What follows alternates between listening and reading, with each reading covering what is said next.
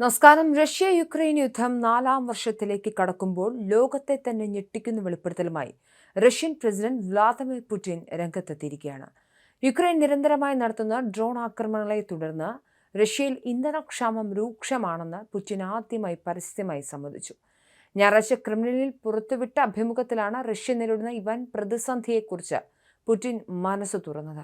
റഷ്യയുടെ നിർണായകമായ അടിസ്ഥാന സൗകര്യങ്ങൾക്ക് നേരെ, പ്രത്യേകിച്ച് ഊർജ്ജ മേഖലയ്ക്ക് നേരെ യുക്രൈൻ നടത്തുന്ന വ്യോമാക്രമണങ്ങൾ രാജ്യത്തിന് വലിയ രീതിയിലുള്ള പ്രതിസന്ധികൾ സൃഷ്ടിക്കുന്നുണ്ടെന്ന കാര്യം തള്ളിക്കളയാനാവില്ലെന്ന് പുടിൻ പറഞ്ഞു. നിലവിൽ രാജ്യത്ത് ഒരു പ്രത്യേക തരത്തിലുള്ള ഇന്ധനക്ഷാമം പ്രകടമാണെന്നും എന്നാൽ അത് പൂർണ്ണമായും നിയന്ത്രണാതീതമായിട്ടില്ല എന്നുമാണ് പുടിന്റെ വാദം. റഷ്യയുടെ വ്യോമ പ്രതിരോധ സംവിധാനങ്ങൾ കൂടുതൽ ശക്തമാക്കുക എന്നതിനാണ് ഇപ്പോൾ മുൻഗണന നൽകുന്നതെന്നും ഇന്ധന വിതരണം തടസ്സമില്ലാതെ ഉറപ്പാക്കുകയാണ് ലക്ഷ്യമെന്നും പുടിൻ കൂട്ടിച്ചേർത്തു. പ്രത്യേകിച്ച് റഷ്യ അനധികൃതമായി പിടിച്ചെടുത്ത ക്രിമിയൻ മേഖലയിലേക്ക് ഇന്ധനം എത്തിക്കുക എന്നത് വലിയ വെല്ലുവിളിയായി മാറിയിരിക്കുകയാണ്. റഷ്യൻ ലോജിസ്റ്റിക്സ് ശൃംഖലകൾക്കും എണ്ണ സംഭരണശാലകൾക്കും നേരെ യുക്രൈൻ ആക്രമണം കടുപ്പിച്ചതോടെ വെള്ളിയാഴ്ച ക്രിമിയയിൽ അധികൃതർ അടിയന്തരാവസ്ഥ പ്രഖ്യാപിച്ചിരുന്നു.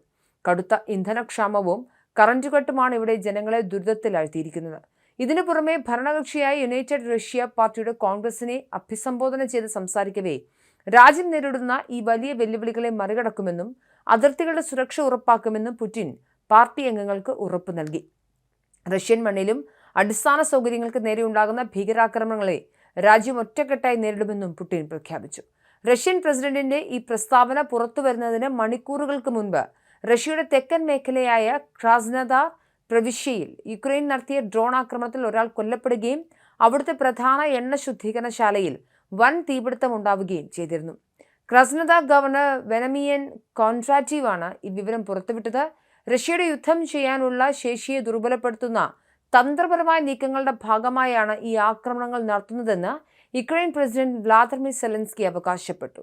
യുദ്ധമുന്നണിയിൽ നിന്നും ഏകദേശം 300 കിലോമീറ്റർ അകലെയുള്ള സ്ലാവിയാൻസ്ക് എണ്ണ ശുദ്ധീകരണശാലയും യുക്രൈൻ അതിർത്തിയിൽ നിന്നും 700 കിലോമീറ്ററോളം ദൂരെയുള്ള യാരോസ്ലാവ് മേഖലയിലെ മറ്റൊരു റിഫൈനറിയും തങ്ങൾ വിജയകരമായി തകർത്തുവെന്ന് സെലൻസ്കി സാമൂഹിക മാധ്യമമായ എക്സിലൂടെ അറിയിച്ചിരുന്നു.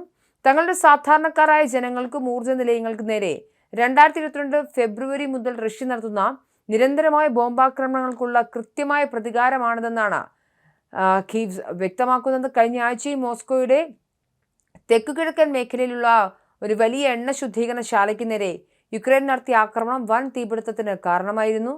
അന്ന് കിലോമീറ്ററുകളോളം ദൂരേക്ക് ഉയർന്ന കറുത്ത പുകപടലങ്ങൾ റഷ്യൻ തലസ്ഥാന നഗരിയുടെ പ്രാന്തപ്രദേശങ്ങളെ ആകെ മൂടിയിരുന്നു. റഷ്യയുടെ സാമ്പത്തിക സ്രോതസ്സുകളെയും സൈനിക വിതരണ ശൃംഖലകളെയും ലക്ഷ്യമിട്ടുള്ള യുക്രൈന്റെ പുതിയ യുദ്ധതന്ത്രം റഷ്യയെ വൻ സാമ്പത്തിക ഊർജ്ജ പ്രതിസന്ധിയിലേക്കാണ് തള്ളിവിടുന്നത്. റഷ്യൻ അതിർത്തികൾ ഭേദിച്ച് യുക്രൈൻ നടത്തുന്ന ഈ പ്രത്യാക്രമണങ്ങൾ പുടിന്റെ പ്രതിരോധ കോട്ടകൾ കേൾപ്പിക്കുന്ന ആഘാതം ചെറുതല്ലെന്നും വിദഗ്ധർ വിലയിരുത്തുന്നു.